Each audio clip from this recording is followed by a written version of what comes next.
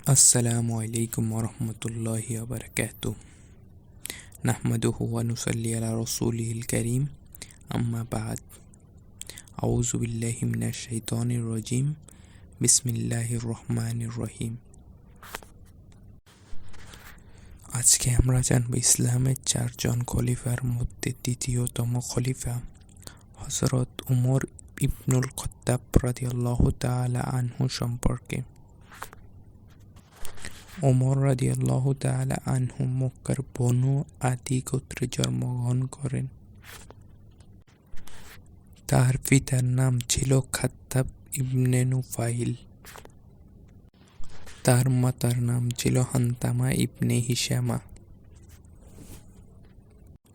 ওমর রাদিয়াল্লাহু তাআলা আনহু ছিলেন মক্কার প্রভাবশালী লোকদের মধ্যে একজন। তৎকালে তার মতো সাহসী লোক মক্কায় ছিল না বললেই চলে। তিনি ছোটবেলা থেকেই ছিলেন খুব চঞ্চল এবং সাহসী। ওমর রাদিয়াল্লাহু তাআলা আনহু এর ইসলাম গ্রহণ করা এর সূচনা শুরু হয় হযরত মুহাম্মদ সাল্লাল্লাহু আলাইহি ওয়াসাল্লামের ইসলাম প্রচার করা বাধা হয়ে ওঠে তৎকালীন কাফিররা এবং আবু জাহেল এবং ওমর রাদিয়াল্লাহু তাআলা আনহু। তখন আল্লাহ রাব্বুল আলামিন নবী করিম সাল্লাল্লাহু আলাইহি ওয়াসাল্লাম এই দোয়াটি করার ফল হযরত ওমর রাদিয়াল্লাহু তাআলা আনহুকে ইসলামের জন্য কবুল করে নেন।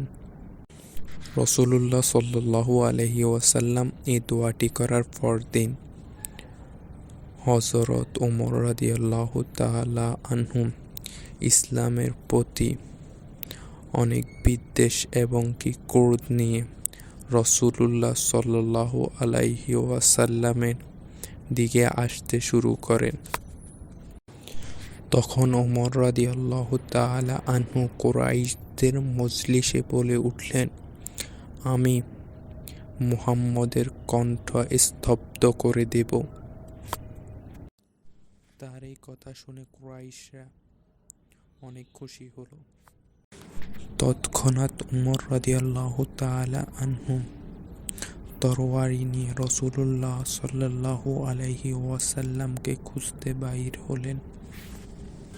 প্রতিমধ্যে তার সাথে সাদ ইবনে আক্কাস রাদিয়াল্লাহু তাআলা আনহু দেখা হলো। সাদ ওমর রাদিয়াল্লাহু তাআলা আনহু এর গন্তব্য সম্পর্কে জিজ্ঞাসা করল। তাআলা আনহু বললেন, আমি মুহাম্মদ সাল্লাল্লাহু আলাইহি ওয়াসাল্লামকে হত্যা করার জন্য বের হয়েছি। সাদ রাদিয়াল্লাহু তাআলা আনহু বললেন, মুহাম্মদকে পরে হত্যা করো, আগে তোমার বোনের খবর নাও, সে ইসলাম গ্রহণ করেছে। ইসলাম এখন তোমার ঘরেই প্রবেশ করেছে। তুমি যাচ্ছ ইসলামের নবীকে হত্যা করার জন্যে, অথচ তোমার ঘরেই ইসলাম প্রবেশ করেছে।